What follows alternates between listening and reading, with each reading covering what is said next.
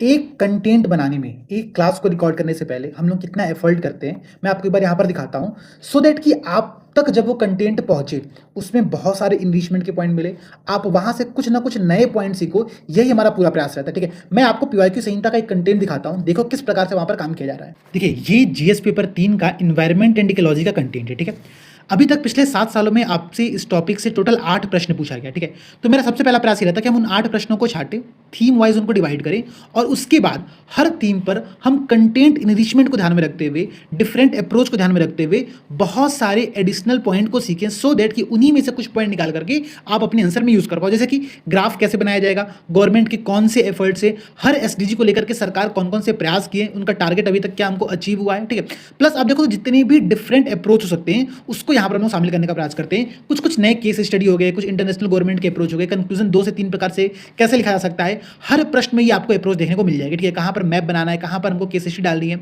ये सारे पॉइंट्स आपको इस कंटेंट में मिलेंगे, ठीक है? तो अगर आप मेंस की प्रिपरेशन कर रहे हो, आप पीवाईक्यू संहिता बैच से जुड़ो, आप मेंस की टेस्ट सीरीज से जुड़ो, आप जीएस पेपर 5 एंड पेपर 6 के लिए प्रचंड बैच से जुड़ो, ये सारे इनिशिएटिव मेंस को ध्यान में रखते बनाए जा रहे हैं, ठीक है? और केवल 2025 के एस्पिरेंट नहीं, जिनको 2026 में भी यूपीपीसीएस देना है, वो इस सीरीज से जरूर जुड़िए, क्योंकि यहाँ पर आपको इनरिचमेंट के बहुत सारे पॉइंट सीखने को, बहुत सारे नए बिंदु मिलने वाले हैं।